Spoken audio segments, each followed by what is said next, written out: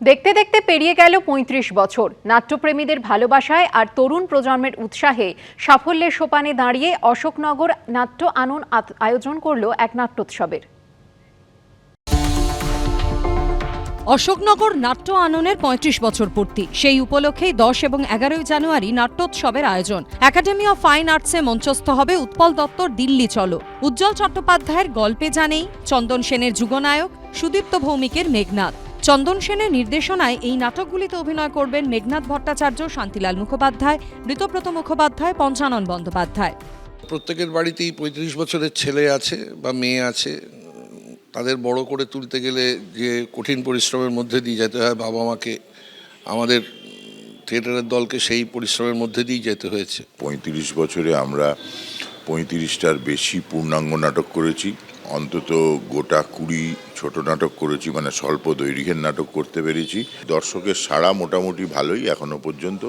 আমরা আশা করছি ১০-১১ তারিখে খুব ভালো সাড়া পাবো। আমরা দুদিনে 4টি নাটক করছি।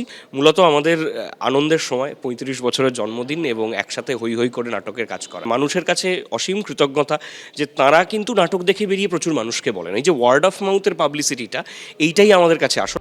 মনামি রায়, এবিপি আনন্দ। আসছে পরের খবরে। রাজ্যপাল সিভি আনন্দ বোসকে হুমকি মেল। লোকভবনের তরফে দাবি করা হয়েছে বৃহস্পতিবার রাতে রাজ্যপালকে হুমকি মেল পাঠানো হয়েছে। আর এদিকে এই ঘটনার পরে শুক্রবার সকালে রাস্তায় বেরিয়ে পড়েন রাজ্যপাল। ডেকার্স লেনে গিয়ে কথা বলেন সাধারণ মানুষের সঙ্গে। হুমকি মেলের ঘটনায় এক প্রৌঢ়কে আটক করেছে হেয়ার স্ট্রিট থানা। Will blast the governor. বৃহস্পতিবার রাতে এরকমই হুমকির মেল পেলেন রাজ্যপাল সিভি আনন্দ বোস। লোকভবনের তরফে দাবি করা হয়েছে বৃহস্পতিবার রাত ১২:৫৪ রাজ্যপালকে হুমকি মেল পাঠানো হয়। সূত্রের দাবি, তাতে ইংরেজিতে লেখা ছিল উইল ব্লাস্ট দ্য গভর্নর, অর্থাৎ রাজ্যপালকে বিস্ফোরণে উড়িয়ে দেওয়া হবে। এই মেল পাওয়ার পরই আরও আঁটোসাঁটো করা হয় সিভি আনন্দ বোসের নিরাপত্তা। কিন্তু কলকাতায় তিনি যে পুরোপুরি নিরাপদ তা প্রমাণ করতে এদিনই শহরের রাস্তায় বেরিয়ে পড়েন রাজ্যপাল। চলে যান ডেকার্স লেনে, চকোলেট উপহার দেন ব্যবসায়ীদের। I am in the street, I am with the people. People can protect me, and the protection given by the people is much more than the protection that can be given by anybody else. I am very happy to come here, be with the people. বর্তমানে রাজ্যপাল Z plus ক্যাটাগরির নিরাপত্তা পান। লোকভবন সূত্রে দাবি, হুমকি mail পাওয়ার পর তা স্বরাষ্ট্রমন্ত্রককে জানানো হয়েছে। গভীর রাতে রাজ্যপালের নিরাপত্তার দায়িত্বে থাকা শীর্ষ আধিকারিকদের নিয়ে একটি জরুরি বৈঠকও হয়। রাজ্যপাল যদি কোনো এরকম হুমকি পেয়ে থাকেন, অবশ্যই সেটা কনসার্ন জায়গাকে জানিয়ে দিন যে এই নাম্বার থেকেই পেয়েছি। সেটা তারপরে যা যা হওয়ার সাইবার সেল বা যারা দেখেন বা যে কনসার্ন যে সংশ্লিষ্ট কর্তৃপক্ষ যারা আছেন তারা এটা বের করে নেবেন। রাজ্যপাল কিংবা মুখ্যমন্ত্রী কিংবা অন্য কেউ নন, যে কোনো সাধারণ মানুষ, পশ্চিমবঙ্গের সাধারণ প্রান্তিক নাগরিক যদি কোথাও আক্রান্ত হন, তার পুরো দায়িত্ব এই রাজ্যের স্বরাষ্ট্র দপ্তর এবং এই রাজ্যের মুখ্যমন্ত্রীর উপরে বর্তায়, এবং সেই দায় থেকে তৃণমূল কংগ্রেস কোনো রকমভাবে দায়িত্ব এড়াতে পারবে না। কারণ এই মুহূর্তে এই রাজ্যে তৃণমূল কংগ্রেস, দুষ্কৃতী, প্রশাসনের একাংশ মিলেমিশে একাকার। রাজ্যপালকে হুমকি মেলের ঘটনায় একজনকে আটক করেছে পুলিশ। সুব্রত দত্ত রায় নামে ৬৮ বছরের এক প্রৌঢ়কে আটক করেছে হেয়ার স্ট্রিট থানা। রুমা পাল, ঐশী মুখোপাধ্যায় ও সুকান্ত মুখোপাধ্যায়, এবিপি আনন্দ। ২০২০ সালে মাস মাইনের আশ্বাস দিয়েছিলেন মুখ্যমন্ত্রী, কিন্তু ৫ বছরেও তা হয়নি। এই অভিযোগে হাজরা থেকে মুখ্যমন্ত্রীর বাড়ি পর্যন্ত মিছিলের ডাক দিলেন প্রাণী সম্পদ বিকাশ কর্মী অ্যাসোসিয়েশনের সদস্যরা। কিন্তু ইডির আইপ্যাক অভিযানের প্রতিবাদে তৃণমূলের কর্মসূচির দিনে তার অনুমতি মেলেনি। মিছিল শুরুর আগে জমায়েতকারীদের আটক করে পুলিশ।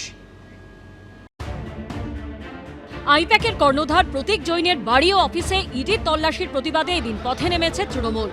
যাদবপুর 8B বাসস্ট্যান্ড থেকে হাজরা মোড় পর্যন্ত হয়েছে মিছিল। তবে তার আগে এদিন সকালে সেই হাজরাতেই বাঁধল হুলস্থুল। কথা রাখেনি সরকার। এই অভিযোগে মিছিল ও প্রতিবাদ সভা শুরুর আগেই শুরু পুলিশি ধরপাকড়। টেনে হিচড়ে প্রিজন ভ্যানে তোলা হলো জমায়েতকারীদের। এখানে যারা প্রাণী সহায়করা এসেছিলেন জেলার বিভিন্ন জায়গা থেকে, তাদের এখান থেকে আটক করা হচ্ছে এবং তাদেরকে প্রিজন ভ্যানে তোলা হচ্ছে আমরা দেখতে পাচ্ছি। তাদের দাবি যে মুখ্যমন্ত্রী তাদের আশ্বাস দিয়েছিলেন 2020 সালে খাতড়ার একটি জনসভা থেকে যে তাদের মাস মাইনের বন্দোবস্ত করবে সরকার। আমাদেরকে জোর করে তুলে নিয়ে যাচ্ছে। আমাদের কর্মসূচি 1 সপ্তাহ আগে থেকে করা ছিল, পারমিশন করা ছিল, তার কোনো সদুত্তর নেই। জোর করে এই পুলিশ, কলকাতা পুলিশ কার আঙিনায় চোখ ইশারায় করছে আমরা জানি না, কিছু জানি না। ইডির আইপ্যাকের অভিযান ঘিরে রাজ্য জুড়ে শোরগোল। প্রতিবাদে এদিন যাদবপুর 8B বাসস্ট্যান্ড থেকে হাজরা পর্যন্ত প্রতিবাদ মিছিল করে তৃণমূল কংগ্রেস। পথে নামেন মমতা বন্দ্যোপাধ্যায়। শাসক দলের কর্মসূচি উপলক্ষে এদিন সকাল থেকেই যাদবপুর থেকে হাজরা সব জায়গায় ছিল পুলিশি তৎপরতা, জোরদার করা হয় নিরাপত্তা।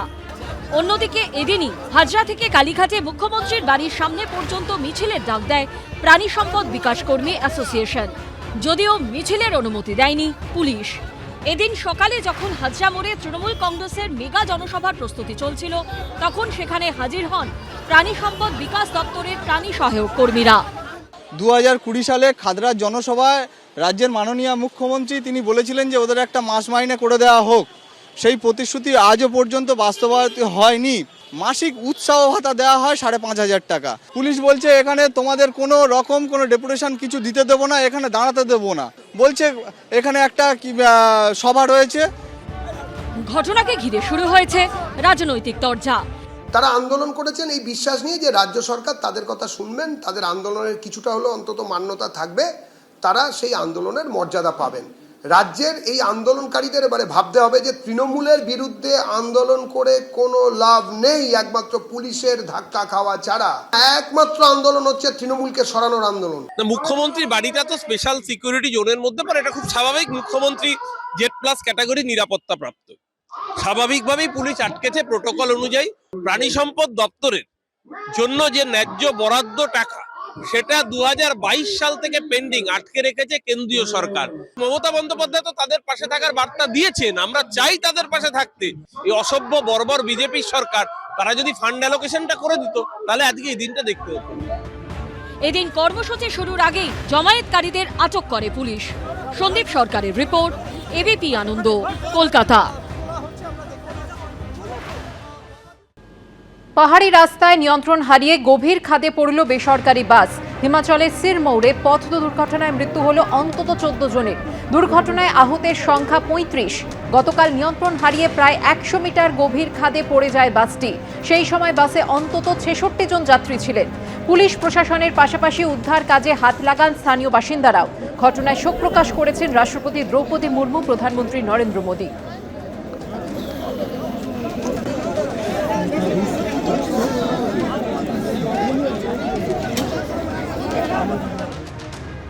নিয়ন্ত্রণ হারিয়ে পরপর 16 জনকে ধাক্কা। জয়পুরের জার্নালিস্ট কলোনিতে অডির ধাক্কায় মৃত্যু 1 জনের, আহত 15 জন। দুটি গাড়ির মধ্যে রেষারেষি চলাকালীন দুর্ঘটনা ঘটেছে, অভিযোগ স্থানীয়দের। একটি গাড়িতে এক পুলিশ কনস্টেবল ছিলেন বলে অভিযোগ স্থানীয়দের। হাসপাতালে 12 জনের চিকিৎসা চলছে। প্রাথমিক চিকিৎসার পর ছেড়ে দেওয়া হয়েছে 3 জনকে। গাড়িটির 4 সওয়ারির মধ্যে 1 জনকে গ্রেফতার করেছে পুলিশ। চালক সহ বাকি 3 জন পলাতক। প্রত্যক্ষদর্শীদের দাবি, ঘাতক গাড়িটির রেজিস্ট্রেশন দমন ও দিউয়ে। গাড়ির 4 সওয়ারি রাজস্থানের বাসিন্দা।